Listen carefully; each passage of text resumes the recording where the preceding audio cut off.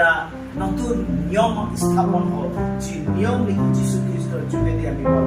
Christ যেতিয়া পৃথিৱীত আহিলে, যীশু খ্ৰীষ্ট তেওঁ যেতিয়া পৃথিৱীত আহিলে, তেওঁ সেই যি বাৰে বাৰে মানুহবিলাকে বলি উৎসৰ্গ কৰিছিলে আৰু পাপৰ পৰা কোনো মানুহ আঁতৰি যোৱা নাছিল।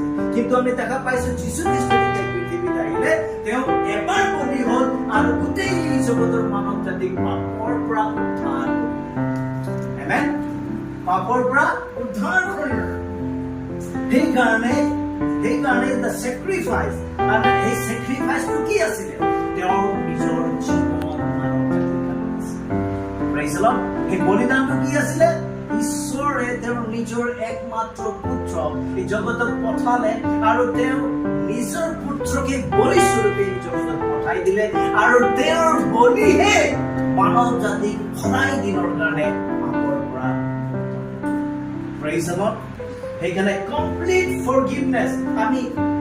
আমি এসপ্তাহৰ কাৰণে পাপৰ পৰা ক্ষমা পোৱা নাই, আমি 6 মাহৰ কাৰণে পাপৰ পৰা ক্ষমা পোৱা নাই, এবছৰৰ কাৰণে পোৱা নাই বা 20 বছৰৰ কাৰণে পোৱা নাই, কিন্তু আমি সদায় দিনৰ কাৰণে আমি যীশু বিশ্বাস কৰা মানুহে বা যীশু খ্ৰীষ্টৰ সেই বলিদানে, এবাৰ হোৱা বলিদানৰ যোগেদি আমি সদায় দিনৰ কাৰণে পাপৰ পৰা।